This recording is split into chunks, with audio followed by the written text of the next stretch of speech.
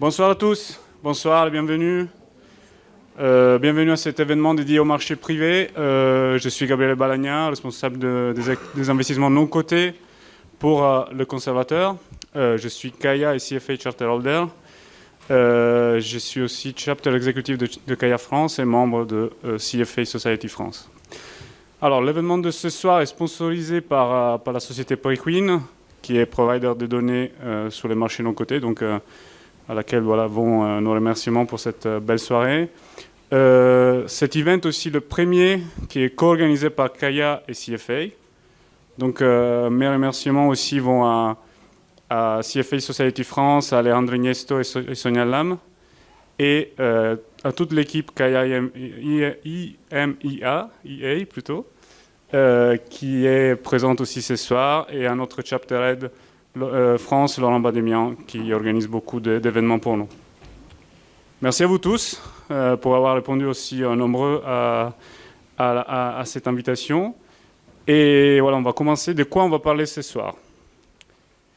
Alors, historiquement, le private equity a surperformé. Voilà, là, on a une slide qui le montre. On a, que ce soit l'Europe en bleu ou l'Amérique du Nord en bleu clair, le delta entre le TRI des fonds de private equity et le PMI, PMI, Public Market Equivalent.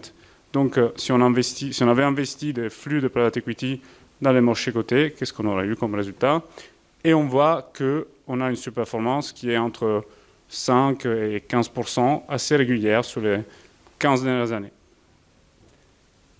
Mais tout ça, c'est fait dans un contexte inflationniste qui était celui qu'on connaît, que vous avez connu depuis que vous travaillez pour certains et depuis une quinzaine d'années pour d'autres. Donc une inflation assez faible qui a d'ailleurs bien remonté, comme vous pouvez voir sur les graphiques, sur la partie droite du graphique. Les banques centrales n'ont pas regardé cette inflation s'envoler, elles ont intervenu. Donc aujourd'hui, on a des taux qui dépassent les 4%, notamment pour la BCE. Aux États-Unis, la même chose, on dépasse les 5%. Tout ça pour contrer l'inflation.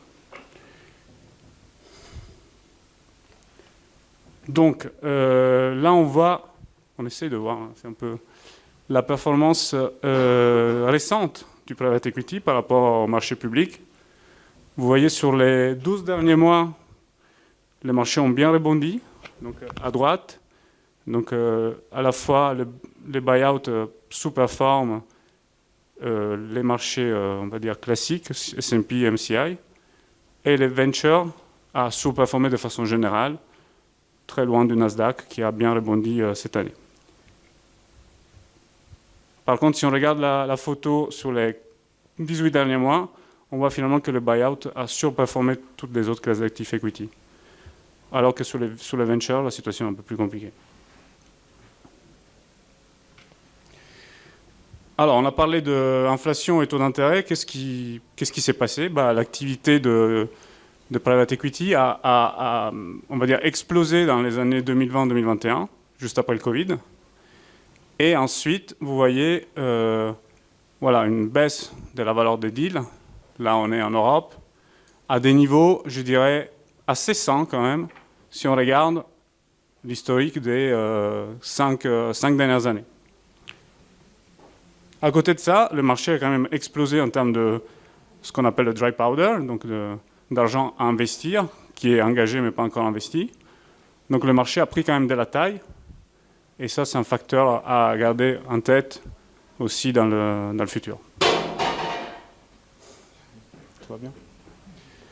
Enfin, les valorisations dans le private equity, l'indicateur principal c'est la valeur d'entreprise divisée par le EBITDA. Donc, on va dire le résultat opérationnel de EBITDA. Si on regarde historiquement, les valorisations du private equity ont beaucoup augmenté.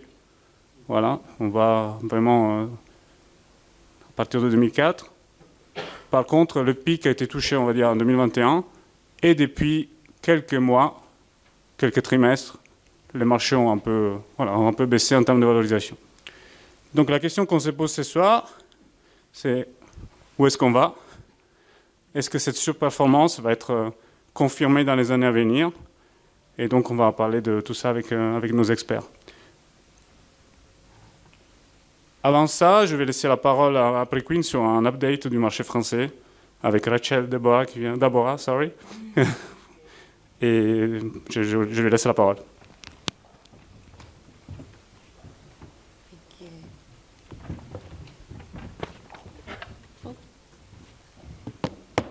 Hi, everyone. Thank you for the introduction, and thank you for coming. And sorry for the English, because I am not very skilled at French, so it's probably better this way. My presentation will go over private capital update focused on France, but of course, we'll have some on Europe and just global trends as well. Before I begin, just a brief introduction on Preqin. It's a platform for alternative asset data with 20 years under our belts and increasing global footprint. We support more than 200,000 professionals in performance benchmarking, capital raising, and portfolio management. As you can see on the map, we have a team of 1,500 people across 16 offices globally dedicated to bringing a higher level of transparency across asset classes, including private equity, venture capital, secondaries, private debt, real assets, and hedge funds. But moving on to why we're here, getting into the data. Beginning with a broader overview of European private capital AUM. We've seen Western Europe private capital AUM growth for Western European focused funds has outpaced the UK private capital growth. The combined AUM of all European private capital AUM has exceeded 3 trillion, with Western Europe and the UK exceeding 1 trillion each as of September 2022. The interesting thing is that declining share that we've seen in the UK. We've seen 7% growth into 2022 from the UK versus 14% in Western Europe. And the UK's share of the regional private capital AUM was over 50% in December of 2017, and that's declined to a new low of 44% in September. So we're kind of seeing that shift. Honing in on France kind of gives more context to this. Overall, the AUM growth in France was 27% to December of 2022, looking at the chart on the left. Infrastructure has been the asset class exhibiting that growth in French private capital, particularly from 2021 to 2022, with a bit of stagnation into the start of this year. The infrastructure AUM growth was 41% from December 2021 to December 2022, which is pretty impressive, from 62.5 billion euros to 88.4 billion euros. So that's kind of been the driver a bit of that Western Europe AUM growth. And then this corresponds with what we've been seeing, again, on the broader region, as infrastructure is a place where Europe kind of dominates in comparison to other asset classes, having over a third of the AUM globally, followed by private debt and private equity.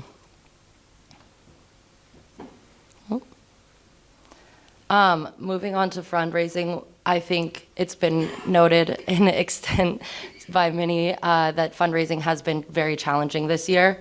This has been a global trend, a trend we're seeing across Europe, and then of course here in France we're also seeing that. The global numbers of course are on the left, and it's quite a significant drop in the bar showing aggregate capital raised. That is the purple line. Only 610 billion euros have been raised this year in 2023 compared to nearly 1.5 trillion we saw in 2022. In the case of France, on the right, so far in 2023, we've only seen 30% of the capital raised that occurred in 2022.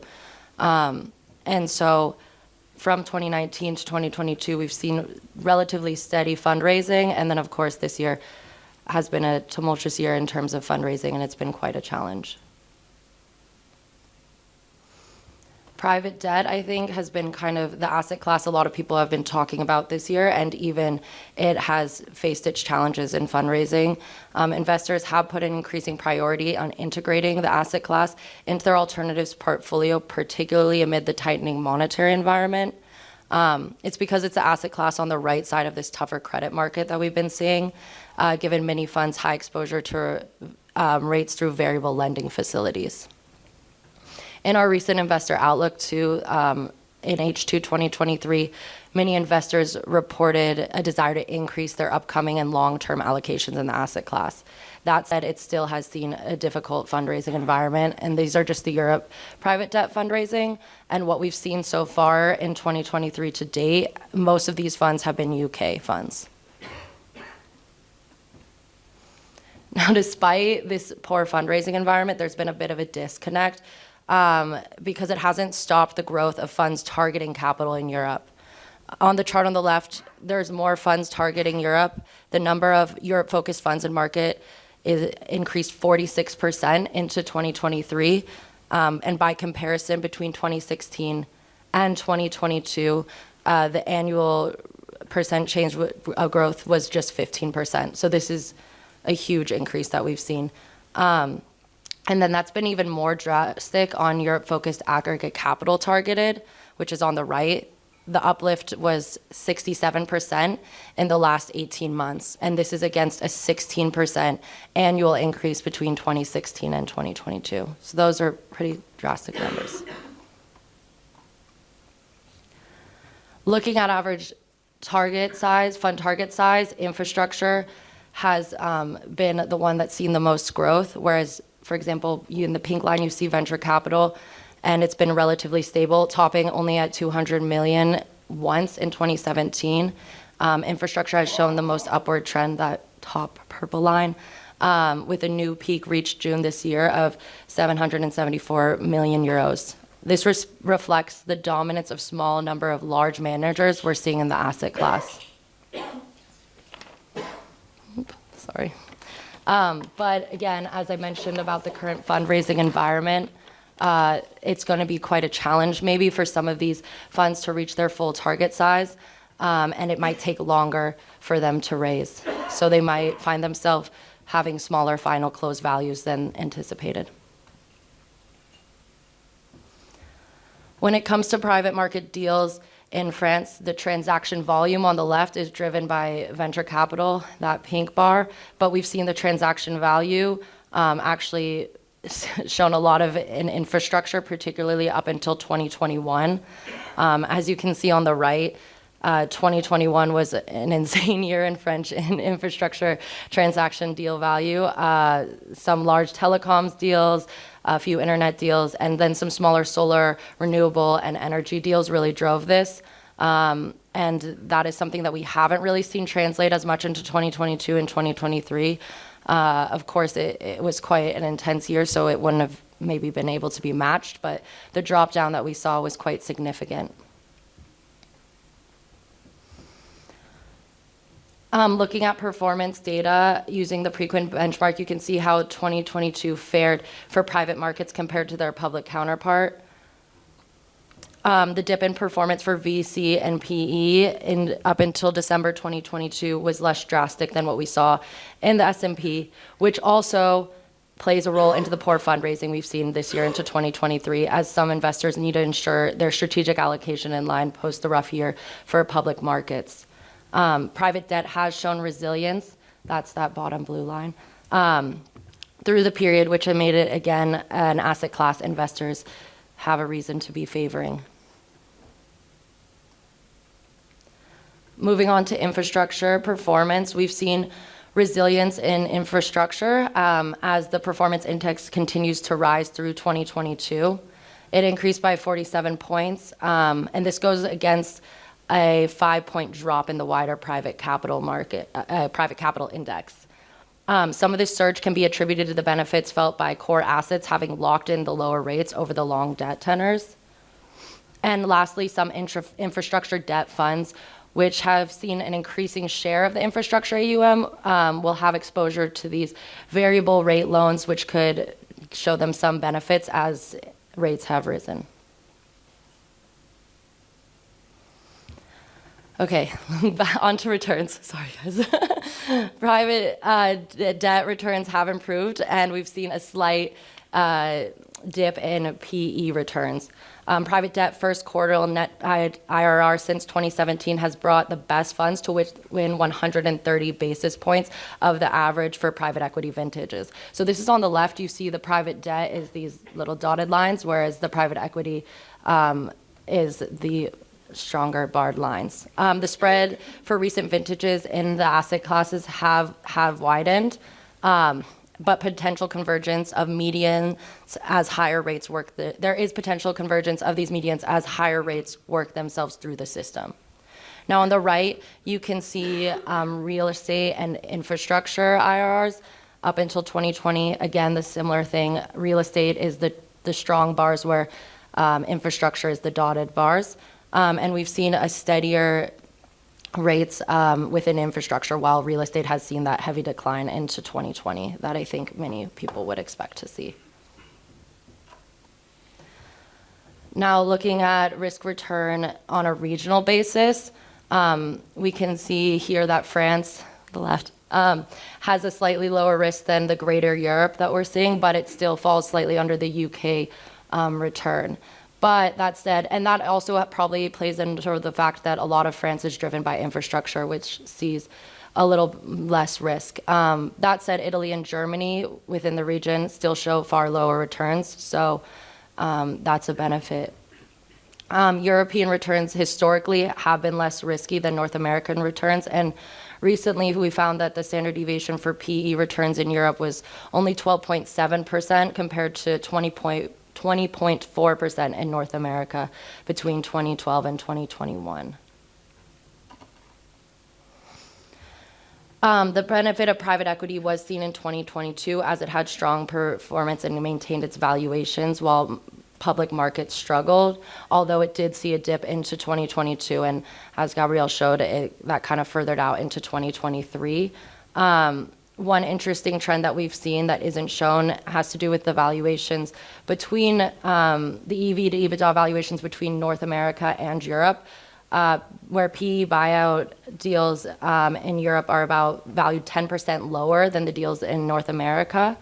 But this discount is larger in public markets, where historical data has shown European growth rates to be significantly lower than those in North America.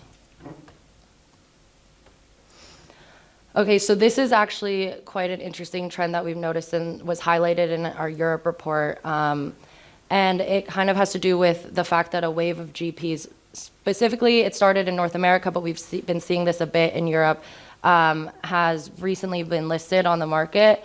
And as a precursor to these public listings of these GPs, many will sell stakes in their firm. So our chart here shows the gap between the fund level and the asset level performance. You can see the asset level performance, that gap in the December 2022, the lower lines are the fund level, where the top line is the asset level performance. And it adds to the discussion of the value in buying GP stakes, where some of the investment value is derived from three primary sources, including net fee-related earnings, carry, and balance sheet value from the GP's own investment. Some of these factors is what leaves that gap that we're seeing here in that chart between fund and asset level performance. And given the increase in option GP stakes investing, we've noticed has almost become a strategy in and of itself. And there are some funds that are investing just in GP stakes, which I find very interesting. Okay, so to come a bit full circle, this was a lot of data, and we still have a few more slides, but looking back at our projections into 2028, we recently came out with our Future of Alternatives report, and we forecast to see private capital AUM to exceed 18 trillion globally. This is based on a lower growth rate than we've seen in the 2016 through 2022 period, where in Europe the growth is projected to be 9.61% annually between 2022 and 2028, which is compared to the 15% growth we've seen between 2016 and 2022. That said, it's not all gloomy. This still remains higher than the 2010 through 2016 AUM annualized growth rate that we saw in Europe of 8.81%. And across the regions, we're forecasting this lower growth rate in that 2022 to 2028 period. But all across the regions, we're seeing that it'll still be higher than that 2010 through 2016 growth. The annual growth rate globally that is forecasted is about 10% in this 2022 to 2028 period. And then lastly, to end on a bit of a positive note, this is from our investor survey in June 2023. Despite this poor fundraising environment that we've seen, and again, I think a lot of this could be attributed to investors trying to figure out where the market is going to settle, investors remain optimistic in the longer-term role of private markets. Although there have been some negative sentiments. We can see here that in the next 12 months, they're saying that they want to keep the same amount of capital, but in the longer term, we're seeing a greater allocation in private equity, private debt, and venture capital at higher levels than we're seeing in that next 12 months. So there is hopefully brightness in the future. To end it on positive. And then, yeah, so if you want these slides, please scan the QR code here so that you can have them downloaded. I know that was a lot of data, so I really appreciate you guys all listening. And yeah, I'll open the floor to questions. And I appreciate you listening to my English too. Thank you.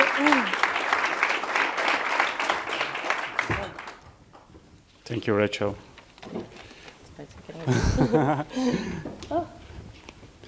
So we switch to French again. On va parler de tout ça avec nos intervenants de ce soir. Du coup, j'invite Cécile Levy, Head of Private Debt de Tikeo, Arnaud Ibanez, Head of M&A chez Green Yellow, Stéphanie Passé, Deputy Head of Infrastructure Debt at BNP, Geraldine Mayer, Head of Advisory for Family Offices, Cedos and Partners, et Manuel Calbreyer, qui est là, voilà, Head of Alts Specialist chez Neuberger Berman. Et assis-toi, Manuel, parce que la première question, c'est pour toi. Ah. Manuel, justement, on parlait de private equity. Neuberger est un des plus gros investisseurs dans le monde des fonds de fonds et aussi dans les co-investissements. Et vous avez cette position un peu d'observatoire. Vous voyez le marché évoluer. Donc, aide-nous un peu plus à comprendre ce qui s'est passé dans les 12 à 24 derniers mois, comment le marché a évolué avec cette hausse de l'inflation et cette hausse des taux d'intérêt. On a vu beaucoup de chiffres, donc c'était très intéressant. Il y a une partie très quantitative je dirais, les 2 ou 3 dernières années qu'on a vues. Peut-être rajouter un petit peu une dimension qualitative. Donc, juste pour montrer patte blanche, Neuberger a investi à peu près une quarantaine de milliards directement dans des fonds et ensuite à peu près une trentaine de milliards en co-investissement avec des GP, et encore une fois un peu plus de 20 milliards en secondaire, là encore dans des fonds. Donc au final, notre investissement en direct se fait dans environ 700 fonds. On est typiquement sur le board d'à peu près 350 fonds. Et c'est cette lorgnette qui, pour nous, est utile pour essayer de voir un petit peu ce qui se passe de façon un peu plus qualitative derrière tous ces chiffres qu'on a vus. Et donc, notre vue ou notre prisme est essentiellement teinté du mid-market buyout. C'est là où le plus gros de nos activités se font et c'est là où on voit à la fois les meilleures opportunités et c'est un petit peu notre cœur de cible. Donc ça, c'est juste pour qualifier un petit peu les commentaires que je vais faire. Ce qu'on a clairement vu sur les 18 à 24 derniers mois, c'est que les GP ont adapté leur activité, je dirais, en 3 phases. Phase numéro 1, on a une hausse d'inflation qui était assez soudaine, pas prévue. Et en fait, elle a été directement liée à une très forte baisse de l'activité de buyout, qui n'était pas forcément liée au fait que les GP avaient une grosse incertitude et ne voulaient pas déployer du capital, mais c'était plus parce qu'ils étaient essentiellement focus sur la partie, je dirais, opérationnelle des entreprises qu'ils détiennent. Donc en fait, ils ont passé un gros 6 à 8 mois à essayer de voir quel est l'impact de l'inflation sur les entreprises qu'ils détiennent. Est-ce qu'ils ont la capacité de transmettre l'inflation à leurs clients? Est-ce que les matières premières vont avoir une grosse influence? Et donc, il y a vraiment eu une espèce de retooling très opérationnel. Et en fait, ces 6 mois ont été suivis par une hausse des taux qui a été elle aussi soudaine. Et donc, phase numéro 2, les GP ont passé beaucoup de temps, je dirais encore une fois, entre 4 et 6 mois, à vraiment passer au peigne fin les bilans des entreprises qu'ils détiennent. Regardez les covenants de leur dette, regardez comment se faisait le financement. La plupart des entreprises ont des couvertures, des taux de couverture d'intérêt. Et donc, ces taux de couverture, évidemment, avec la hausse des taux, ont eu une influence. Alors, ce qu'on a vu, c'est qu'on a vu clairement une bifurcation. Les très gros GP qui ont des grosses activités de marché de capitaux ont été très rapides à mettre en place des structures de hedging. Pour les plus petits GP, qui sont peut-être plus opérationnels et plus niches, ça a été beaucoup plus long. Et donc, en fait, ils ont vraiment pris la hausse des taux de plein fouet. Mais donc ça a été encore une phase de 4 à 6 mois. Et on voit aujourd'hui les GP rentrer dans une phase qui est beaucoup plus agressive, je dirais, et à essayer de réfléchir comment est-ce que, maintenant que les bilans et la partie opérationnelle a été ajustée, comment est-ce que je vais créer plus de valeur? Et on a vu aussi que finalement les valos n'ont pas vraiment bougé. Voilà, on a vu votre slide du Balger sur les performances du LBO. Peux-tu nous expliquer ce qui se passe et comment finalement on arrive à faire des performances positives dans un marché qui est très difficile? Ouais, en fait, ça a été un gros sujet de débat parce que essentiellement, dans le courant 2022, où on a vu une baisse de 25% des marchés actions publiques, une baisse d'une vingtaine de pourcents des marchés de la dette, en fait, tous les marchés publics baissaient. Et sur la même phase, en fait, on voit Q1, je crois que le buyout était flat, Q2, moins 3, Q3, moins 2 et Q4, plus 3. Donc globalement, sur l'année 2022, on a vu le buyout dans l'ensemble globalement à peu près flat. Et en 2023, sur les 6 premiers mois de l'année, on voit à peu près une hausse de 4 à 5% du buyout en moyenne. Globalement, je dirais sur ces 18 mois, on parle d'une hausse de 5-6% au total. Et donc c'est à la fois étonnant qu'on n'ait pas fait la baisse des marchés publics, on n'a pas non plus fait la hausse du marché public. Ça s'explique en grande partie par les méthodes de valorisation qui sont généralement basées sur un historique d'earnings qui est beaucoup plus long. Et donc typiquement, on ne va pas sur chaque trimestre ajuster les multiples. Et dans l'ensemble, les boîtes de buyout ont des earnings quand même relativement stables. Donc ça, je pense que c'est probablement assez compréhensible. La question qui se pose maintenant, c'est effectivement, on a des valorisations de buyout qui sont flat. Est-ce que ça veut dire qu'en fait, les entreprises n'ont pas créé de valeur sur cette période? Et en fait, ce dont on se rend compte, c'est que clairement, sur les 18 derniers mois, les entreprises qui sont détenues par des GP dans le secteur du buyout, dans l'ensemble, ont quand même des chiffres de croissance qui sont bien plus élevés que ce qu'on voit sur des entreprises cotées dans les marchés publics. Donc, pour utiliser des chiffres approximatifs, on va parler de 4 à 5% de croissance de l'EBITDA des entreprises publiques et facilement le double sur le buyout. Donc, en fait, ce que ça veut dire, c'est que si on a des valorisations flat sur 18 mois, mais des croissances de l'EBITDA, de facto, les multiples, en fait, ont baissé en relatif. Donc, en fait, on a quand même vu, même si ça ne s'est pas transmis directement par les chiffres, les multiples baisser. Ok, donc d'un côté, croissance de l'EBITDA, de l'autre, multiple qui baisse un peu, et finalement, un résultat plutôt flat, légèrement positif. Exactement. Et on a parlé de dette privée, on a parlé de dette, mais on va en parler de dette privée avec Cécile. Du coup, le coût de la dette a beaucoup augmenté. Pourquoi, Cécile, les fonds de dette privée en profitent dans un certain contexte, on va dire? Et est-ce que tu peux aussi nous rappeler un peu les opportunités et les risques des investissements dans la dette privée? Oui. Bonsoir à tous, merci en tout cas d'être venus ce soir et de façon ultra originale. J'imagine pour ceux qui fréquentent un peu ce genre de conférences et de forums, il n'y a pas une journée sans que vous entendiez parler de l'engouement pour la dette privée. C'est vraiment aujourd'hui un peu tarte à la crème, donc désolée parce que je vais sûrement répéter des choses que vous avez déjà entendues. J'en suis désolée. Pour ceux qui étaient dans le cadre de l'IPEM, ça a été de façon assez magistrale l'ouverture du discours de Steve Schwarzman de Blackstone, qui a mis en avant beaucoup la classe d'actifs. Et donc oui, il y a aujourd'hui quelque chose qui est alors en qualifiant, c'était un peu dans la catégorie alternative, un des, comme on l'a vu avec Preqin, une des classes d'actifs qui était un peu sur le côté, avec le private equity qui était très mis en avant et l'infrastructure, bien sûr. Aujourd'hui, ça a pris beaucoup de place et d'importance de façon très basique et mécanique parce qu'on est effectivement dans un environnement avec des taux de base qui sont devenus ou redevenus positifs, qui sont redevenus là où pendant des années on a opéré. On a eu cette parenthèse qui restera, à mon avis, même parmi les très jeunes personnes qui viennent de peut-être être qualifiées pour leur CFA, etc. Je ne suis pas sûre que dans votre carrière, vous retrouviez cette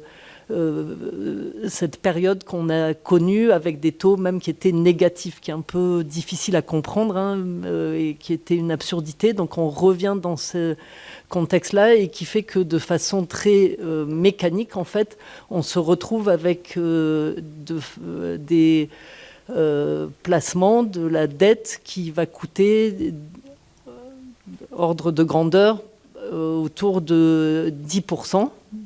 En prenant une décomposition un peu basique dans les fonds de dette privée, qui est donc d'avoir cette base Euribor ou Sonia, SOFR, qui varie, qui fluctue entre le 3,5, 3,8, 4, 5% en Angleterre, et auquel on va rajouter donc une marge cash qui aujourd'hui dans les formats unitranches oscille entre 6 et 7%, et donc une société se retrouve pour faire donc une opération dite LBO, ce financement d'acquisition, avec un coût de la dette qui d'un coup devient quand même assez important, d'où l'attrait pour les investisseurs et avec une classe d'actifs qui de façon un peu pérenne permet d'avoir des rendements à nouveau en montant absolu qui avoisinent les 10% et qui est voilà, quelque chose quand on place son argent, tout à fait attractif, avec un couple risque-rendement de façon à nouveau très basique,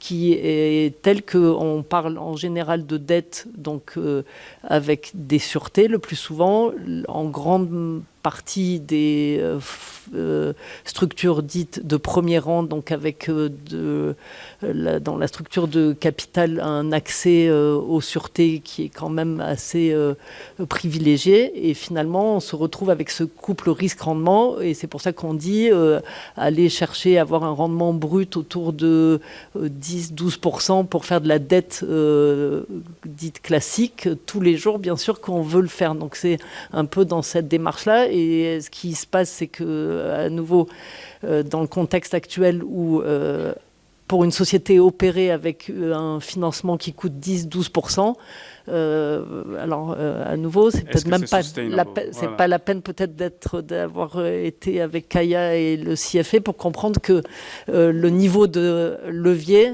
doit mécaniquement baisser. Et donc on s'est retrouvé dans ce aujourd'hui schéma où le couple risque-rendement est très attractif parce qu'on est à peu près avec en ordre de grandeur un tour au moins de, donc quand on calcule ces leviers de dette nette sur EBITDA qui a baissé d'une fois, et avec aussi quelque chose qui est un peu plus technique mais très important, avec des ajustements qui ont complètement disparu parce qu'il y avait une sorte de propension dans un peu l'euphorie du marché d'avoir des ajustements sans fin dans le monde du private equity qui d'un coup devient beaucoup plus rigoureux et qui a enlevé. Donc on parle de leviers plus purs et qui en général ont baissé.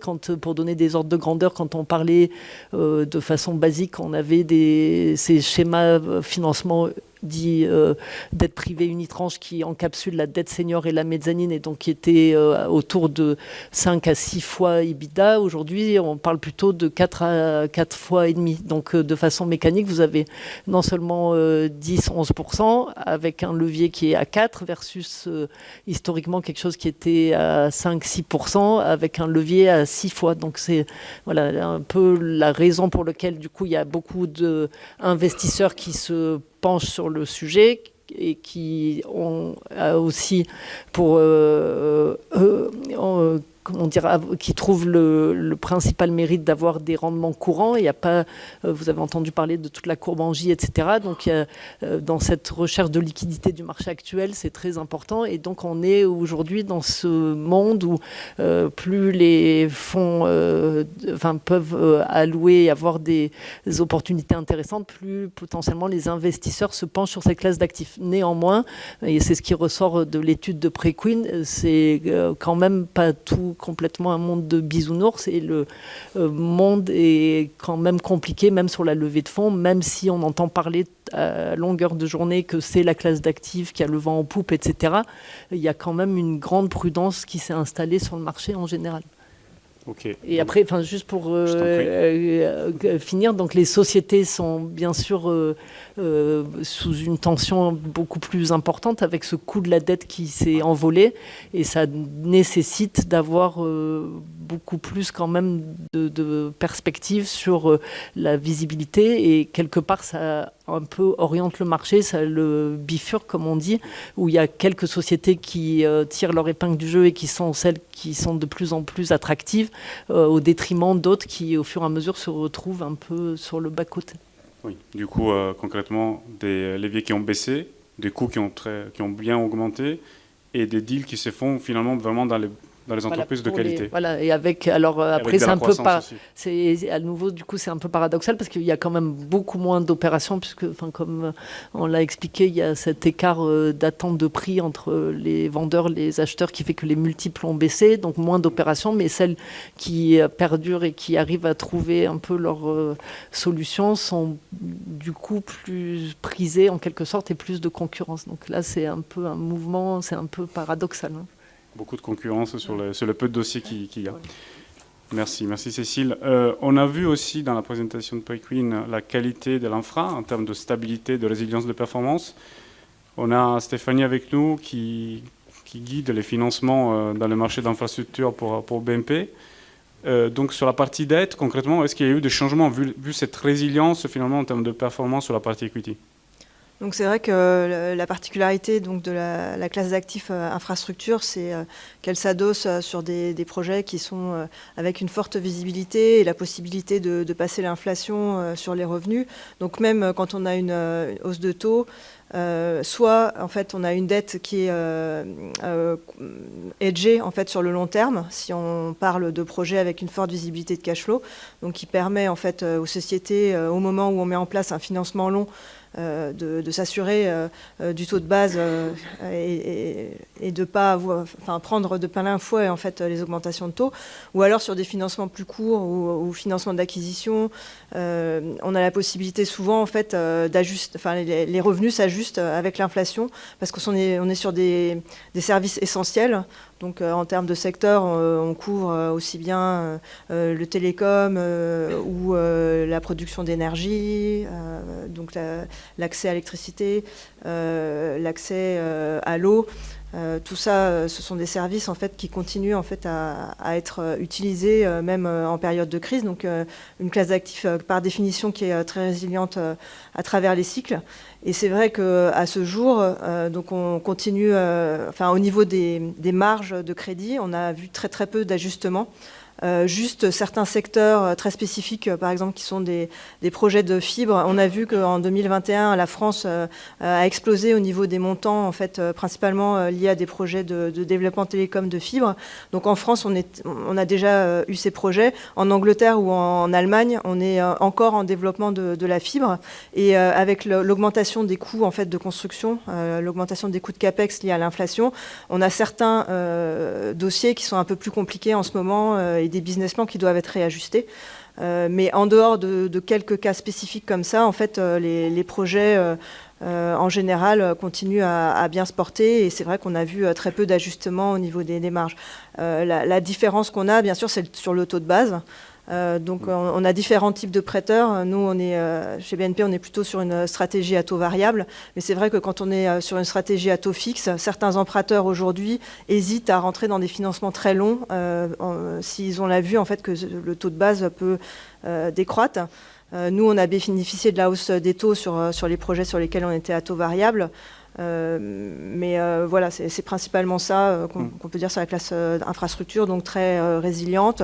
Et au niveau de l'activité, c'est vrai qu'il y a un peu moins, comme on disait, l'activité M&A en général s'est ralentie, et c'est vrai aussi pour l'infrastructure dans l'attente d'ajustement des pricing, mais on voit quand même pas mal de top-up, de financement ou de refinancement qui fait que l'activité est encore assez soutenue. Avec des marges finalement qui ne bougent pas trop. Les marges qui ne bougent pas trop, non. Voilà. Du coup, on va voir si les marges n'ont pas bougé avec Arnaud. Arnaud, peux-tu déjà nous rappeler l'activité de GreenYellow dans le marché de l'infra et nous raconter un peu les challenges que tu as vécu dans les derniers mois et finalement comment on fait face à cette augmentation des taux si on se fait prêter par Stéphanie à taux variable. Exactement. Bonsoir à tous. Donc, GreenYellow, c'est un des leaders européens au niveau du solaire décentralisé. Donc, c'est des petits actifs, principalement sous toiture ou sur parking, que vous pouvez voir de plus en plus en France et dans d'autres pays, ainsi que dans l'efficacité énergétique. On est une ETI de 800 employés dans 15 pays. On a été créé il y a à peu près 15 ans. On dépendait du groupe Casino. Et on fête aujourd'hui les 1 an du rachat majoritaire par Ardian, donc de GreenYellow, qui est rentré donc au capital il y a à peu près exactement même 1 an pour une large majorité, aux côtés de Tikeo bien sûr, de BPI et bien évidemment de Casino. Donc je vais faire attention à ce que je dis ce soir. On a deux grands actionnaires de GreenYellow à la table. Donc on a eu beaucoup d'actualités. J'ai listé quand même certains éléments. Beaucoup de vents porteurs, quelques vents contraires. Donc les vents porteurs, on est dans une industrie du méga trend. Donc comme la santé, le numérique, on est plutôt immunisé par rapport au cycle économique. Ça, c'est important à savoir. On a un marché de pénurie. Les ENR, il y a 20 ans, personne n'en parlait. Donc, ça a commencé vraiment à émerger il y a une grosse dizaine d'années. Donc, plus d'acheteurs que de vendeurs. Donc, vraiment marché de pénurie. Une régulation qui est favorable. On le voit en France, avec cette bataille entre pro-nucléaire et pro-ENR qui est compliquée, mais si on le met au niveau des industries des pays développés, c'est vraiment une vague verte qui est en train de défiler, donc une régulation qui est très favorable. Lors du stress dû à l'invasion de l'Ukraine par la Russie, vous savez que les marchés de l'énergie ont beaucoup augmenté. On est passé à peu près de 50 € du mégawattheure, pour ceux qui s'y connaissent un peu, à 1 000 €. Et il est vrai que l'industrie ENR a pour partie pu capter ce que le régulateur dit une rente inframarginale au-dessus des prix. Donc certains ont pu faire leur TRI en 6 mois et casser les contrats qui les liaient, on va dire, à l'État pour vendre sur les marchés et bénéficier de cette rente-là. Le régulateur, bien évidemment, n'est pas stupide. Il y a une loi qui a été votée. Il y a eu une certaine rétrocession de la survaleur qui a été acquise. Donc quand même, malgré cet événement dramatique, on a pu bénéficier pour certains de ces marchés de l'énergie. Les CAPEX, très forte baisse des CAPEX. Sur mon domaine, la partie solaire, on est à moins 80% depuis 10 ans. Donc c'est juste trop cher ou... Pardon ? Car trop cher. On a augmenté l'efficacité, on a eu des industries qui tournent à plein, donc on a réussi vraiment à produire en masse et avoir un effet d'échelle. C'est toujours la difficulté de comment on commence. On le voit avec l'hydrogène qui est un peu laborieux, mais avec beaucoup de capitaux. Donc en fait, ces CAPEX-là ont rendu l'industrie solaire extrêmement compétitive. On était à 150 € du mégawattheure il y a 10 ans. On est peut-être maintenant à 90 en France et en Espagne, on arrive à avoir du 60 € du mégawattheure. Donc c'est extrêmement compétitif. Autre sujet, donc des contrats indexés sur l'inflation, vous l'avez dit, donc c'est partiellement hedgé. Et une forte activité M&A, donc ça c'est aussi bon pour GreenYellow. On l'a dit, dans un marché de pénurie et avec des valorisations qui sont plus élevées que ce que vous avez pu voir sur le multiple d'EV sur EBITDA. On est dans notre industrie largement au-dessus de 10, on pourrait dire presque 15, et l'année dernière on était plutôt à 20. Donc on voit bien qu'il y a une prime très importante sur les ENR et sur la capacité... Mais une baisse quand même. Pardon ? Mais une baisse quand même entre une baisse, justement j'y viens dans les vents contraires. Donc la baisse, elle commence à se voir Simplement, bon, on a le sujet du financement, je vais y venir. On a une transaction récente qui a disparu, c'est Akuo, certains d'entre vous s'en rappellent peut-être. Akuo, donc c'est un développeur d'énergie renouvelable français. Toute la place de Paris était concentrée depuis mars dernier à la vente d'Akuo. On parlait de plusieurs milliards d'euros. Les fondateurs voulaient vendre, donc voulaient en fait liquider leur investissement. Patatras, il y a 3 semaines, news dans Green Universe, donc c'est public, je peux vous le dire. 2 fonds s'étaient positionnés, KKR, Infravia, et les valorisations étaient beaucoup plus basses qu'estimées. Donc il y a malgré tout un impact. On est peut-être plus prêt actuellement à payer une telle surprime, même pour les actifs green. Et sur les marchés cotés, juste en digression, l'action Voltalia, certains connaissent, c'est mon ancien employeur, donc j'en parle aussi un peu. Voltalia, développeur d'énergie renouvelable, détenu par la famille Mullier, propriétaire d'Auchan, ultra croissance. Il y a 3 semaines, petite révision de l'EBITDA sur un problème brésilien, moins 40% l'action en 2 semaines. Destruction de valeur. Donc les marchés maintenant ne pardonnent plus certains errements et peut-être que le BP d'Akuo était pas aussi rentable que certains investisseurs le voulaient. Donc c'est une transaction qui a été avortée et on voit donc ces signaux faibles.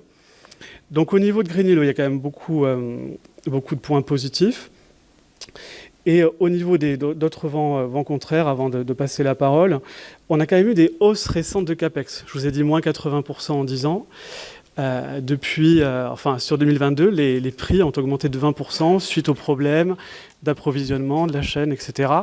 Donc les prix que nous on vendait ont dû aussi augmenter. Donc ça c'est un vrai sujet. Et enfin, stratégie par rapport à la hausse des taux. Donc nous à GreenYellow, on est sur des petits actifs. Donc on a la capacité d'attendre, puisque des fois nos actifs ne répondent pas aux tickets minimum que les banques recherchent. Donc on peut attendre que les taux finalement puissent baisser. D'autres vont financer avec un gearing moins élevé. Donc tout de suite le TRI en prend un coup. Donc c'est un vrai sujet. Donc on voit maintenant des TRI equity qui sont relevés à la hausse pour toujours maintenir ce delta entre la dette qui est quand même très dérisquée et les flux equity qui sont le résiduel sur votre PNL. J'ai vu aussi, en parlant avec d'autres investisseurs ou d'autres boîtes, que certains vont même, notamment dans les pays émergents, refinancer avec une destruction de valeur. Donc ça, c'est nouveau. En Colombie, TRI Equity, d'il y a quelques années, autour de 10%. Coût de la dette, 15%. Donc on voit bien qu'on détruit de la valeur. Mais c'est simplement pour récupérer du cash, pour le réinjecter ailleurs. Et donc c'est vraiment une réallocation de capital plus que vraiment un calcul financier pur, puisqu'on détruit quand même de la valeur pour l'actionnaire. Donc j'ai été long, mais juste en conclusion, je dirais beaucoup de confiance. On est quand même très protégé dans les ENR, mais une certaine vigilance. Les planètes sont plus autant alignées qu'on ne pouvait le voir il y a 1 an ou 2. Merci Arnaud. Du coup, on a parlé d'infrastructure, on a parlé de dette privée, de private equity.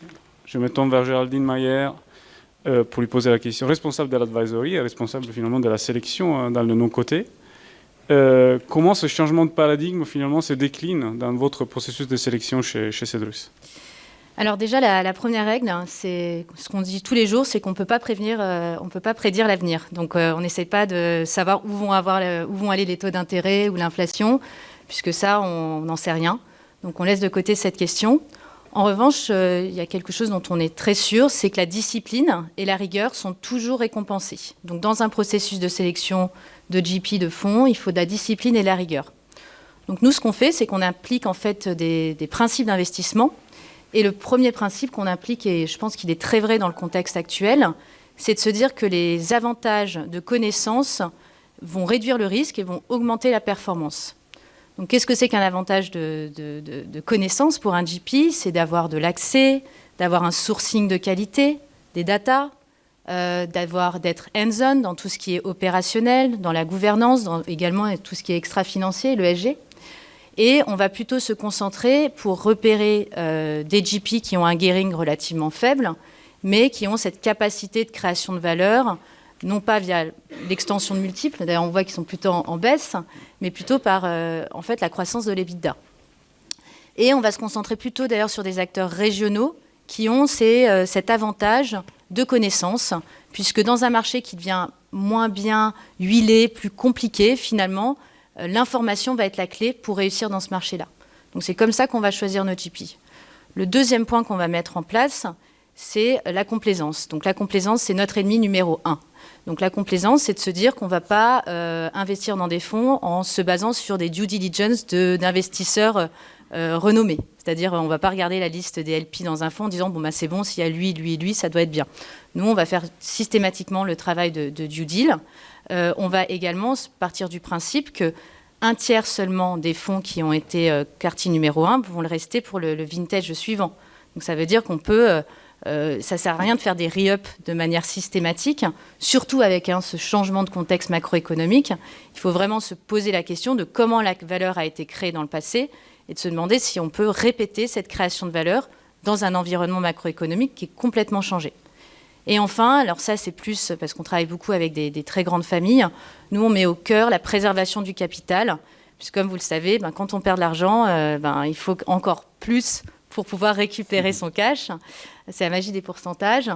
Et donc nous, ce qu'on va regarder, c'est on va passer au peigne fin tout ce qui est loss ratio, en fait, sur l'historique et sur un track record. Donc on ne va pas tellement regarder les performances ou le quartile, on va regarder le loss ratio, l'équipe opérationnelle, la création de valeur, et en fait, on va vraiment soulever le capot et se poser des questions pour après sélectionner les meilleurs fonds.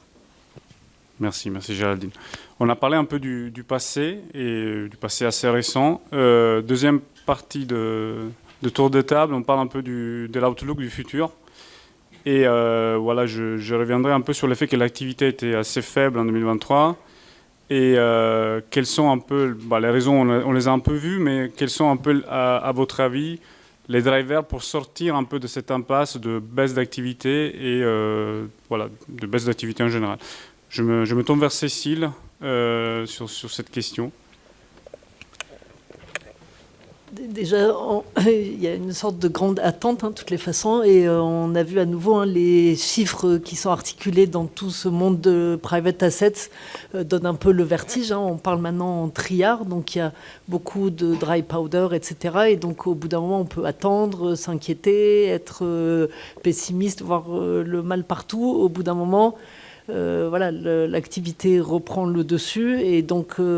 en général, sans faire les Cassandres ou quoi que ce soit, il y a cette temps d'adaptation. On a maintenant ce qui a été un peu le catalyseur de ces baisses de multiples et ces grands écarts entre les attentes acheteurs-vendeurs a été vraiment février 23 avec la guerre en Ukraine. En général, 22, pardon. On parle de à peu près 2 ans pour que ça se réajuste entre le moment où les sociétés ont été pitchées, les fonds de private equity ont entendu des valeurs ou ont mis dans leur valorisation des valeurs attendues. Il y a un petit temps de latence et donc d'ici ce temps de 2 ans à peu près, je pense qu'on est quand même en train d'arriver d'ici quelques mois. Donc 24, on anticipe tous que l'activité sera beaucoup plus dynamique parce qu'on ne peut pas attendre sans fin. Est-ce qu'il faut finalement une stabilisation un peu de ces couples inflation, taux d'intérêt pour faire en sorte qu'on reparte ou pas forcément. Pas Après, pas forcément parce que quelque part, et on l'a vu, il y a une sorte de un peu des corrélations des marchés privés et publics et je pense que de façon un peu très pragmatique, l'approche des fonds de private equity, c'est vraiment de se focaliser sur des sociétés de qualité et certes, le contexte macroéconomique, c'est une banalité ce que je dis, influence, mais finalement, c'est vraiment les sociétés, ce qu'on choisit, comme vient de le dire quelque part. Donc les fameux mots mission critical, pass-through de l'inflation, pour faire en sorte de compenser le coût de la dette. Et après, en même temps, au fur et à mesure, ces sociétés qui ont été, en tout cas, nous on le voit à travers un portefeuille qui est très granulaire, très diversifié, elles ont été soumises à dure épreuve avec l'enchaînement du Covid, de l'inflation, de la hausse des matières premières, des ruptures des chaînes d'approvisionnement, de hausse des salaires, etc. Et finalement, c'est des environnements où les gens sont extrêmement agiles, réactifs, etc. Et un problème après l'autre, ils sont absorbés. Et donc, en quelque part, on voit cet ajustement. Donc, quelque part, on estime qu'il y aura ce bons comme ça d'activité. Et après, l'autre point central qui a été, ce qui a beaucoup animé en quelque sorte, enfin en tout cas chez nous, l'activité 2022 et qui a aussi poursuivi en 23 et comme tu viens de l'expliquer, c'est qu'il y a eu énormément d'opérations de en fait, croissance externe, de build-up qui sont venues en quelque sorte trouver, contribuer à créer de la valeur pour les sociétés qui sont dans les portefeuilles, ou à un moment où peut-être que la vélocité et le manque de liquidité a freiné un peu les sorties, et donc il y a un peu cette perspective. Donc, enfin voilà, pour dire sans être dans un optimisme béat, on s'attend à ce qu'il y ait voilà, des opérations qui reprennent. Il y a des équipes voilà, qui sont disponibles. Il y aura peut-être plus jamais le pic de 21 qui était un peu une sorte d'absurdité de marché avec un rattrapage Covid, etc., avec des équipes de conseils, d'avocats, de providers de due diligence qui étaient juste comme ça complètement débordés. Donc c'était aussi un moment qui n'était pas forcément optimal, et donc tout rentre un peu dans l'ordre quelque part, avec un peu de nouveautés qui alimentent quelque part le marché aussi, hein. Enfin, juste pour donner un peu d'outlook sur pourquoi aussi on pense que cette croissance elle est là en train de voir le jour, même si on a indiqué que les levées de fonds sont ralenties. Il y a quand même un grand phénomène, une lame de fond qui est en train d'arriver sur le private asset, c'est la démocratisation de la partie de levée de fonds. Et donc tous ici, je pense que vous avez été, ou vous allez l'être dans les prochains mois, sollicité par votre banque de réseau qui propose une offre en private equity, en infrastructure, en dette privée, parce qu'au fur et à mesure, on a trouvé que c'est un moyen assez vertueux d'avoir aujourd'hui cet accès qui est démocratisé à des classes d'actifs qui, sur longue période, montrent leur résilience et qu'on peut faire profiter. Maintenant, il y a beaucoup d'initiatives, d'idées, de start-up, de fintech équivalents qui permettent d'avoir accès à ces sources à ces placements qui étaient réservés, qui étaient l'apanage de grandes familles, comme on l'a dit, ou de grands institutionnels. Et aujourd'hui, voilà, ça se diffuse dans le monde, et donc ça va aussi permettre d'avoir une sorte de meilleure connaissance économique aussi, hein, de tous les acteurs,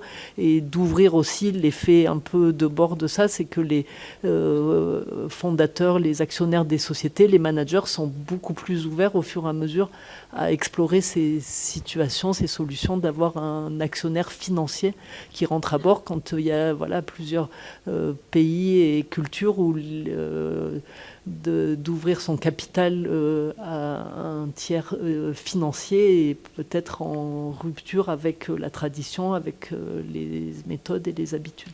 Sur le marché, tu parlais du fait des tendances. On a vu le marché secondaire se développer beaucoup dans les dernières années.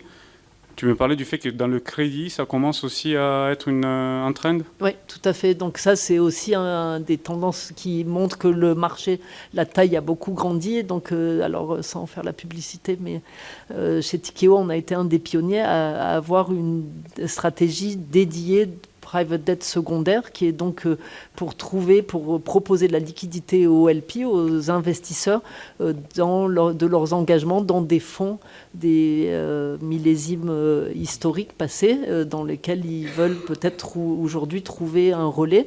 Et donc, à l'image de ce qui s'est passé pour le private equity, ça se développe, et après, ça a fait une sorte de phénomène d'appel d'air. Plus il y a des équipes spécialisées, plus il y a finalement de demandes, et plus les LP comprennent qu'ils peuvent avoir une solution de liquidité, plus ça amène des opérations avec un peu, sans mettre de trouble dans tout ce débat, quelque chose qui est un peu quand même troublant, c'est que finalement ces fonds de secondaire, pourquoi ils sont si recherchés et ont un succès croissant, c'est que ça permet d'acheter avec une décote finalement des participations dans des fonds qui portent avec une NAV, avec leur valeur net comptable trimestre par trimestre, et finalement ça envoie un message qui est quand même assez déroutant, que les valeurs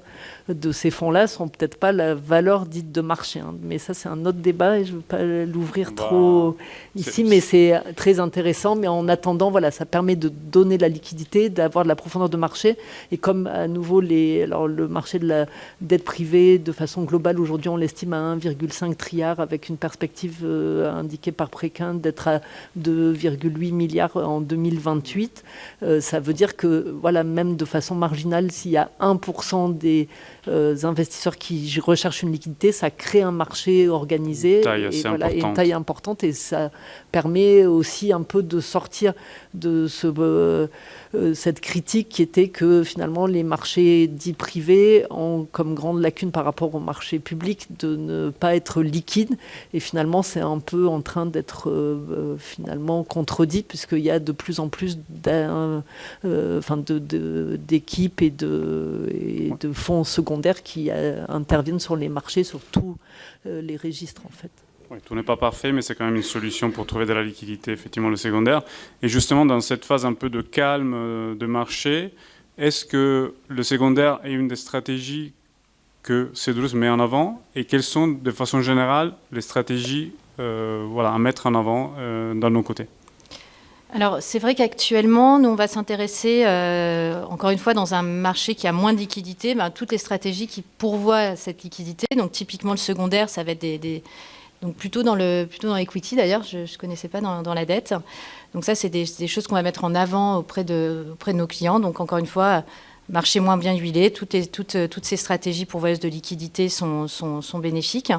On s'intéresse aussi, on commence à s'intéresser à tout ce qui est distress, notamment la dette distress, parce que ça va être un corollaire de cet environnement de taux plus élevés, des tensions, et sûrement donc des bons gérants qui sont spécialisés pour gérer des situations spéciales qui finalement avaient un peu disparu ces dernières années. Donc là, on va avoir un univers qui va s'étendre, et donc un terrain de jeu qui va être favorable pour ces gérants dans ce type de situation.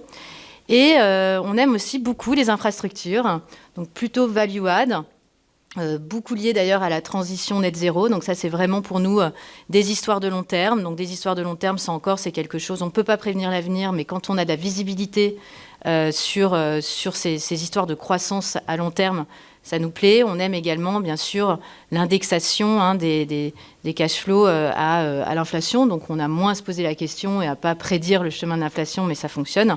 Et puis, bien sûr, voilà, il y a cette quand même volonté politique au niveau européen, mais c'est vrai pour d'autres pays, de beaucoup d'argent qui est mis sur la table. Et on voit bien que l'argent public, compte tenu de l'augmentation du niveau de la dette, et on ne parlera pas des déficits ici et là ce soir, on voit bien qu'il va avoir de l'argent à mettre sur la table, et ça viendra sûrement de la partie privée. Donc ça, c'est les stratégies qu'on met en avant. Pour autant, je terminerai quand même sur quelque chose où nous, on travaille beaucoup avec des grandes familles. On voit que ce qui fonctionne, c'est de jamais louper un tour. C'est-à-dire que tous les ans, il faut compléter son programme d'investissement. D'ailleurs, c'est pour ça que souvent, elles réussissent bien, c'est qu'elles sont capables de déployer du capital dans des phases de stress et avoir une attitude un peu contracyclique. Donc, il faut toujours investir avec le même rythme, garder le cap et la discipline et la rigueur. Je reviens sur ma première intervention. Et on le sait, les meilleurs millésimes, les meilleurs vintages, c'est souvent des millésimes de crise.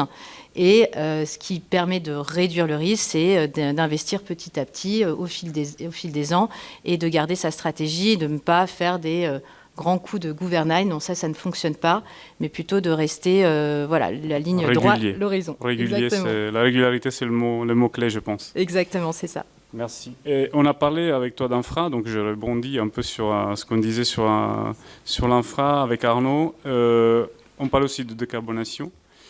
Quels sont pour toi les défis du marché, les défis aussi pour ton entreprise? On l'a vu, la décarbonation avec le Green Deal européen, c'est 1000 milliards d'euros qui doivent être injectés. Alors les chiffres diffèrent toujours entre les différentes personnes qui étudient la transition. On parle de plusieurs dizaines de milliards d'euros sur la France maintenant à mettre. Et donc très rapidement dans le monde, ça se chiffre en trilliards si on considère plusieurs années. C'est un vrai défi. Je pense que c'est une vague qui est inarrêtable, avec quand même, il faut en être conscient, peut-être quelques stop and go sur toujours ce débat difficile que je ne trancherai pas ce soir entre fin du monde et fin du mois. Comment ne pas exclure les personnes qui ne peuvent pas acheter une voiture électrique, etc. C'est un vrai sujet. On n'a pas encore tout à fait les réponses, mais on voit une prise de conscience importante sur cette transition énergétique. Pour GreenYellow, on est donc dans une phase d'hypercroissance, clairement, puisque le solaire, c'est l'énergie verte qui connaît le meilleur momentum actuellement, de loin. On a une spécificité sur laquelle je n'ai pas parlé, mais comme on utilise le foncier existant, donc le toit qui n'est souvent pas utilisé, on ne rentre pas dans le problème d'artificialisation des sols qui va être de plus en plus important dans le monde. On le voit en France où tout de suite on anticipe beaucoup, on parle de 2050 interdiction d'artificialiser les sols, et les maires déjà commencent à bloquer des projets en prévision de 2050. Donc c'est un vrai sujet. L'Espagne qui est très solarisée, on commence à voir par-ci, par-là, quelques oppositions quand même. Donc on voit que le business model de GreenYellow fait sens puisqu'on a des milliards d'hectares non utilisés sur toutes nos surfaces, donc notamment les toitures. Sur les grands challenges, on l'a vu, les taux d'intérêt. Juste, je vais compléter, il y a aussi certains investisseurs très très techniques qui prennent des swaptions, on pourra en reparler lors du cocktail, mais qui sont des options un peu comme une prime d'assurance que vous payez pour vous immuniser sur une hausse ou une baisse des taux. Et donc, si ça se matérialise, vous rentrez dans cette option. Si ça ne se matérialise pas, vous perdez votre prime. Donc ça, c'est aussi intéressant par rapport à certains investisseurs pour se dérisquer sur la partie taux d'intérêt. Ceci étant dit, sur l'inflation, nos contrats sont indexés sur l'inflation. C'est facile à passer quand elle est à 1, 2, 3, 4%. C'est beaucoup plus difficile dans les pays développés quand c'est 6, 7, 8%. Heureusement, cette période-là, je pense qu'elle est quand même derrière nous. On peut être confiant sur cette période-là. Ce n'est pas le cas dans les émergents. On a vu quand même des entreprises être un peu en défaut sur leurs contrats parce que passer 100% d'inflation en Turquie ou sur d'autres zones en Latam, c'est beaucoup plus compliqué. Donc ça, c'est un vrai plus. C'est ce qui nous permet aussi d'avoir autant de dettes. À l'époque où les taux d'intérêt étaient très bas, on arrivait à des leverages sur des contrats très, très dérisqués à 90%, 95%, presque 100%. Donc vraiment, une façon de s'immuniser quand même ou de se dérisquer par rapport à la hausse des taux. Avec le contexte actuel, il faut vraiment, pour le coup, gérer ses actifs. Donc on est vraiment dans l'asset management. On est quand même une entreprise avec des actifs. Et donc il faut être bon pour les gérer. Il faut être bon pour les gérer, ça veut dire qu'il faut trouver des synergies de coûts, suivre ses actifs, suivre la performance. Sur les actifs anciens, comme on a des gains de performance. Il faut être opérationnel, finalement, comme Géraldine disait tout à l'heure. Exactement. C'est vraiment ça la clé pour... Complètement. Et comme les panneaux solaires sont en constante évolution, on peut des fois démanteler certains parcs existants, en remettre d'autres, augmenter la puissance, etc., pour avoir cette boucle vertueuse qui se met en place. Et juste un mot pour les plus inquiets, parce que j'ai eu des questions sur LinkedIn avant cette conférence. Mettons-nous juste un instant sur la prochaine crise qui arrivera un jour ou l'autre. Simplement, je pense qu'on est tous conscients du rôle des banques centrales. Elles ont été quand même très critiquées, la BCE en première, mais il y a quand même 20 pays en zone euro, une seule politique monétaire, donc c'est hyper compliqué à mettre en place. Il faut quand même comprendre que si on n'est pas dans une petite récession, mais un risque structurel, les banques centrales, elles vont bien évidemment baisser les taux. Et puis on verra le phénomène classique, vente des actions, achat des obliges. Elles vont acheter de la dette d'État pour leur donner du temps. Et c'est ça qu'il faut vraiment comprendre. Donc, on peut être inquiet, c'est aussi un peu peut-être l'interrogation de certains d'entre vous sur un ralentissement, un atterrissage potentiel en 2024. Mais dans tous les cas, aussi imparfaites soient-elles, les banques centrales quand même seront là et ne laisseront pas tomber des acteurs privés et publics quand même très endettés. Donc, c'est ça le vrai sujet. Et on voit bien qu'on gagne du temps grâce à ces différentes politiques monétaires et aussi budgétaires. Okay. Merci Arnaud. Sur la partie du coup dette infra, de façon générale, Stéphanie, pour toi, quels sont voilà, quel est l'outlook à venir? Quels sont un peu les trends? Où est-ce que vous allez investir prochainement? Alors nous, on voit beaucoup d'opportunités arriver dans tout ce qui est lié à la décarbonation de l'économie. Et ce n'est pas seulement lié au secteur énergétique. On voit que ça touche aussi le transport. On a mentionné les véhicules électriques. On voit aussi une influence en fait des gouvernements de vouloir sécuriser l'approvisionnement en Europe. Donc on voit pas mal de projets d'industrialisation. Et si on reste sur la chaîne de valeur véhicules électriques, on voit des opportunités par exemple de gigafactory pour fabriquer des batteries qui sont maintenant lancées en Europe. On pourrait même imaginer, en descendant encore dans la chaîne de valeur, sécuriser les minéraux ou matériaux pour fabriquer ces batteries. Donc on voit des projets pour l'extraction de graphite ou de lithium, et tout ça en Europe. Donc ça, c'est des opportunités. Après, c'est vrai que c'est des secteurs qui ne sont pas forcément nouveaux ou établis. Donc c'est vrai que nous, on a un avantage en s'appuyant sur un groupe avec des experts techniques et de nombreuses personnes en fait, qui sont mobilisées sur le sujet du low carbone, de pouvoir suivre ces sujets en amont. Mais il faut avoir encore des experts en fait, pour pouvoir sélectionner les projets. On voit par exemple sur le développement des véhicules électriques des business plans très variés. Parce qu'on se pose encore la question de savoir est-ce qu'on va charger à domicile, est-ce qu'on va charger sur les autoroutes, est-ce qu'il faut axer sur des superchargeurs ou sur des chargeurs de capacité moindre, plus localisés. Donc tout ça fait que même au sein d'une même classe d'actifs, en fait, il y a énormément de variétés. Mais je dirais qu'il y a énormément d'opportunités. On a aussi mentionné l'hydrogène. Donc la production d'hydrogène vert en Europe, c'est pas donné à tout le monde. Il faut pouvoir bénéficier d'énergie à bas coût et low carbone. Mais il y a certaines géographies où, même en France, avec le nucléaire, où on peut imaginer pouvoir être compétitif. Et c'est pas seulement la production d'hydrogène par électrolyse qu'on pourrait imaginer financer en infrastructure, c'est aussi toute la chaîne derrière, c'est-à-dire produire de l'acier vert, produire du méthanol vert, de l'ammoniac vert, ou alors se servir de l'hydrogène pour la mobilité électrique encore, pas électrique du coup, mais mobilité verte via l'utilisation d'hydrogène pour donc les camions ou les locomotives. Ou les ferries dans les pays nordiques. Donc il y a toute une chaîne de valeur en fait dans le cadre de la décarbonisation à regarder. Et encore une fois, avec des secteurs et des opportunités qui sont très diverses et très variées, il faut bien comprendre la chaîne de valeur pour pouvoir sélectionner les meilleurs projets. Mais on voit déjà ces opportunités en fait arriver au niveau de la dette infra. Et nous, on trouve ça passionnant. Donc le fait aussi qu'on accompagne en fait le développement durable. Donc nous, on a l'environnement et la lutte contre le changement climatique au cœur en fait de nos stratégies, avec une intégration des process ESG. On a vu que la réglementation avait été très exigeante en fait envers les acteurs de financement dans ce domaine, avec pas mal de contraintes. Mais en fait, c'est aussi une force de pouvoir offrir en fait des financements avec des caractéristiques durables. Donc on considère que ça donne de la valeur aux investisseurs sur le long terme. Merci Stéphanie. Manuel, le mot de la fin. On a parlé beaucoup de la résilience de l'infra, de la dette, de la valeur de la dette, la valeur relative en tout cas de la dette aujourd'hui. Private equity un peu plus chahuté, je dirais, sur les 12 derniers mois. Quel est un peu, à ton avis, l'outlook à garder en tête pour le private equity, pour cette classe d'actifs qui a super bien performé par le passé, mais qui est peut-être un peu plus challengée aujourd'hui? Alors, le mot important dans la question, c'est fin. Donc, on s'approche de la fin.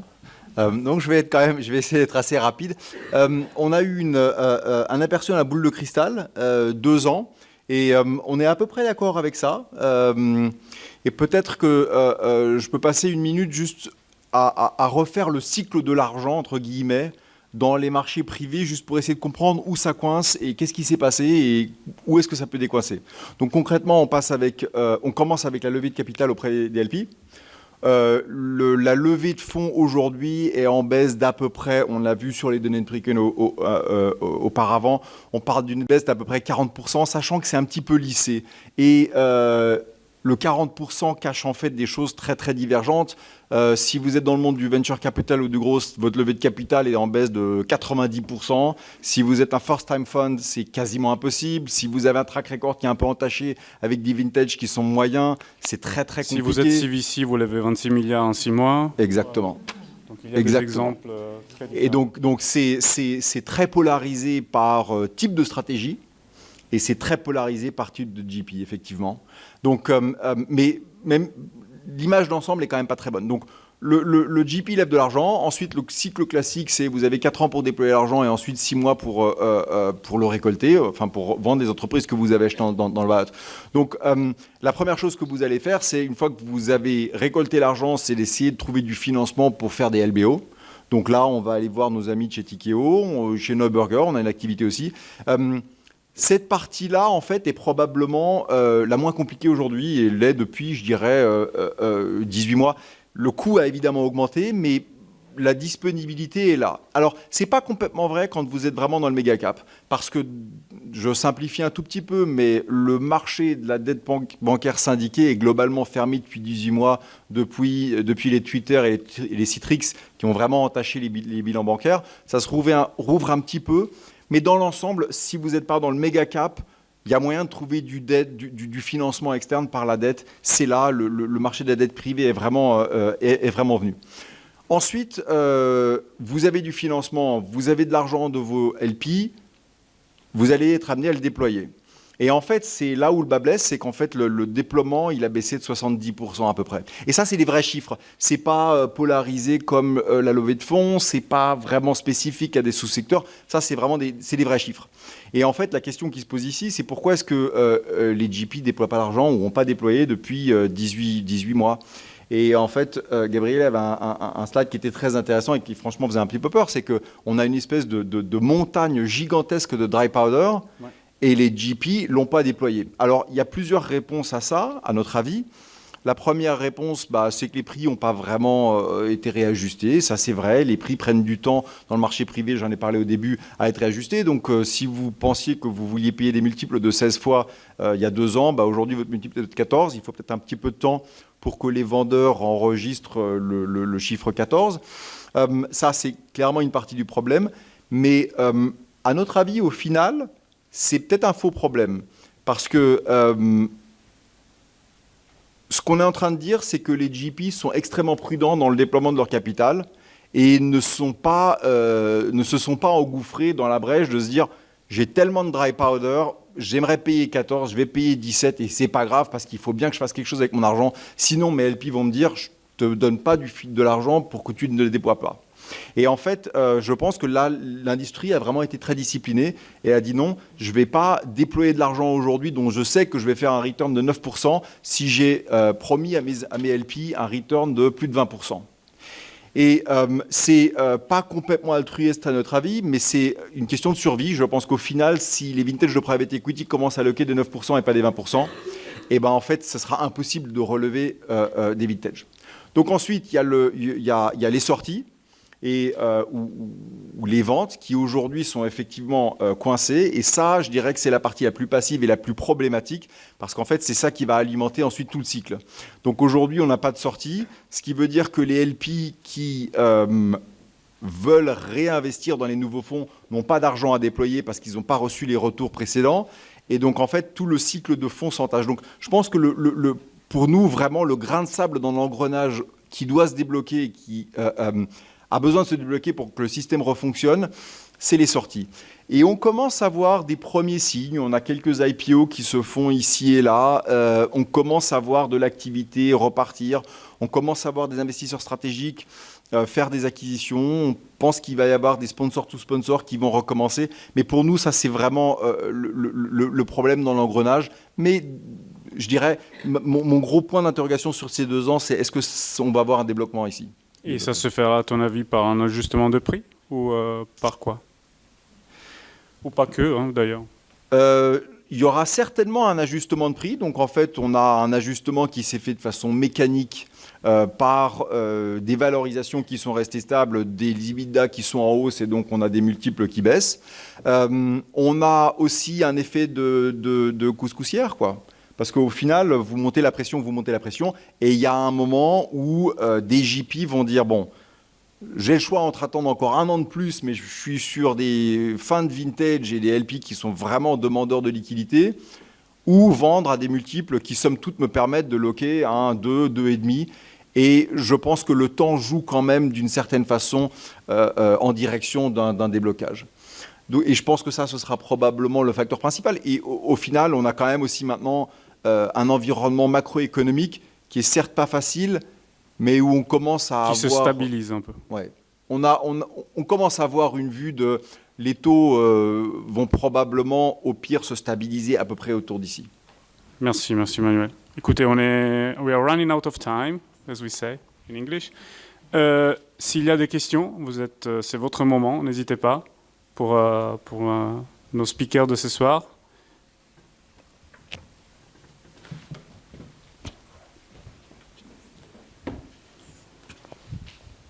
Merci pour la présentation. Enfin, je pose la première question concernant la tête privée, puisque ça me paraît très intéressant.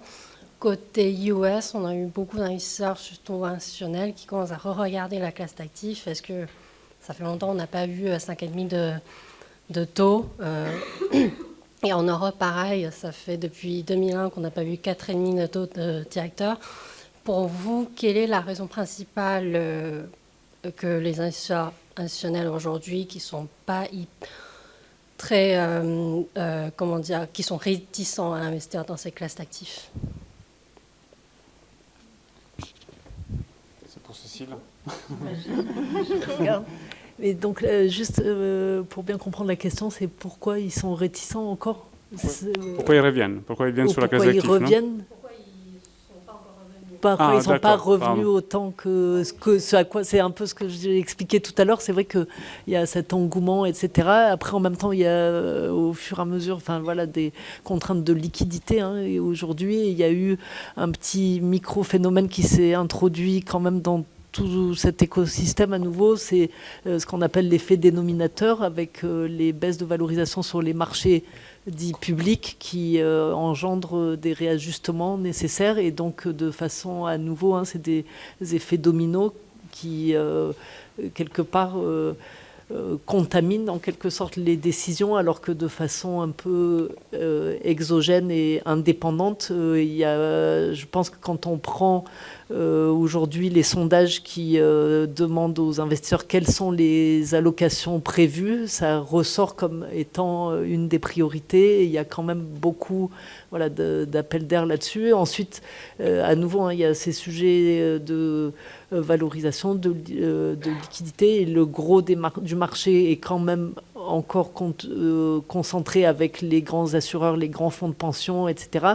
Mais il y a des modèles qui sont en train d'évoluer avec beaucoup maintenant de perspectives données sur les fonds dits evergreen, où on essaie de loquer du capital un peu de façon pérenne, long terme, pour éviter ces sortes de fonctionnements un peu par vintage, avec ces fonds dits fermés qui ont des durées de vie de millésimes. Et donc il y a eu pas mal quand même d'initiatives, si vous vous intéressez au marché américain, où on adosse les annuités des assureurs sur aller et trouver des véhicules qui deviennent un peu en fait des effets boule de neige, où dès lors qu'on est investi, ensuite il y a une sorte de recyclage un peu permanent.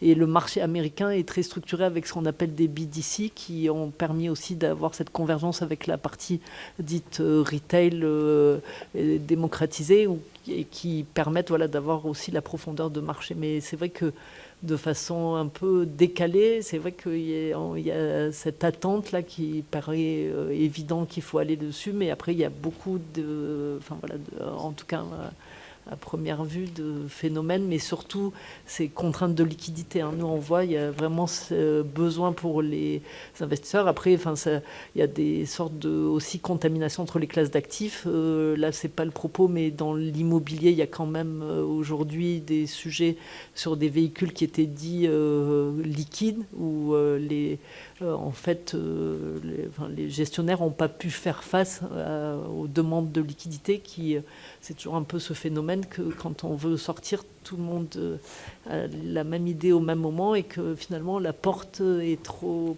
étroite. Heureusement, on ne parle pas d'immobilier ce soir, donc c'est parfait, parce que là c'est le vrai sujet. Voilà. Merci Cécile. Est-ce qu'il y a d'autres questions ?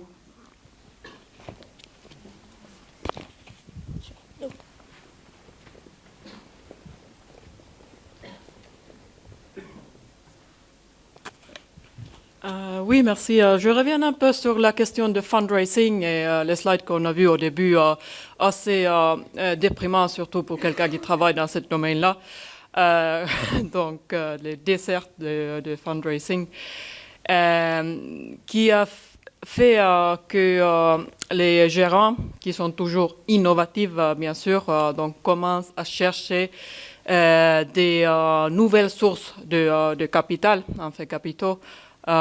Et on a vu plusieurs qui tournent vers le marché de retail, donc les investisseurs retail, et commencent à développer les structures adaptables pour les investisseurs retail. Qu'est-ce que vous pensez sur ce phénomène-là, et est-ce que c'est pertinent, est-ce que c'est durable? Qui veut prendre la question? Manuel, peut-être? Je pense que tout le monde aura une vue là-dessus. Ce qui est intéressant, c'est qu'en fait, selon les pays, les régulateurs ont une vue un petit peu différente là-dessus. Donc, en Angleterre, par exemple, les régulateurs essayent vraiment de trouver des véhicules favorisant l'accès pour le retail au private equity. L'idée étant tout simplement de dire, au final, le client retail a raté finalement 15 ans de performances vraiment intéressantes. Les slides que montrait Gabriele au début sur la surperformance du private equity par rapport au public equity, sur une période de 20 ans, on parle de 5% par an, sur une période de 5 ans, on parle de 8-9% par an. C'est quand même c'est significatif. Donc en Angleterre, on voit vraiment une poussée réglementaire d'essayer de permettre l'accès au marché privé, que ce soit private equity ou private debt au retail. Dans d'autres pays, les régulateurs ont une vue très différente et qui est plutôt une de il faut protéger le consommateur final. Est-ce qu'on n'est pas en train de coincer des clients dans des véhicules qui vont avoir une liquidité qui aura peut-être été un peu mal vendue ou mal expliquée ou mal comprise, et est-ce que c'est vraiment une classe d'actifs qui est faite pour le retail alors que c'est une classe d'actifs qui est franchement une classe d'actifs totalement illiquide. Je pense que ici c'est un petit peu comme si vous demandiez à un poissonnier s'il faut acheter du poisson. Je pense qu'on est tous plus ou moins bien aligné à l'idée que c'est une classe d'actifs qui peut être extrêmement intéressante pour du retail et qui, lorsqu'elle est bien structurée, a des gros avantages. Donc, à notre avis, et on en a déjà parlé un petit peu auparavant, on partage parfaitement cet avis. Cette lame de fond, je crois, qui a été mentionnée, elle arrive. C'est pas forcément que du retail. Je pense qu'il y a encore une grosse partie à faire sur la partie high net worth, ultra high net worth, où on est très loin des chiffres d'allocation au marché privé qu'on voit aux États-Unis, en Europe. En Allemagne, les chiffres sont encore plus bas, donc ça dépend un petit peu des pays. Mais nous, on voit ça de façon très favorable. L'évolution du format LTIF avec LTIF 2.0 va permettre un accès beaucoup plus facile au retail à des produits de private equity. Et peut-être le dernier point que je ferai là-dessus, c'est que on a pas mal parlé d'inflation et au final, c'est quand même des classes d'actifs qui permettent d'avoir des rendements relativement élevés. On parle, Géraldine et moi, on en parlait en début juste avant. La conférence, en fait, on a beaucoup d'investisseurs institutionnels qui vont dire, moi j'ai un target de 6%. Mais en fait, un target de 6% qui était le même sur les 3 ou 4 dernières années, c'est pas la même chose quand une inflation est à 1 ou à 5. Donc, ou à 6. Enfin, je veux dire, si vous avez un target de return de 6% et que l'inflation est à 6, vous n'avez pas généré de valeur ajoutée. Et donc, le point que je voulais faire, c'est que dans un monde inflationniste où en fait on aura besoin de returns plus élevés, ces returns, ils sont dans les marchés privés, et je pense que même si la lame de fond, elle est inévitable. Voilà. Ouais, peut-être, vu que j'ai aucun conflit d'intérêt là-dessus, je peux peut-être dire un mot, attention aux frais. Car on peut empiler des frais assez facilement sur le non-coté pour les investisseurs privés, genre privés dans le sens au retail. Et voilà, ce serait dommage de ruiner, de gâcher une si belle réputation du private equity jusqu'à là avec ça. Alors, je pense pense que le mieux, c'est que si vous avez d'autres questions, n'hésitez pas. Les speakers sont là pour pendant le cocktail. Et je vous remercie pour votre présence et merci tous.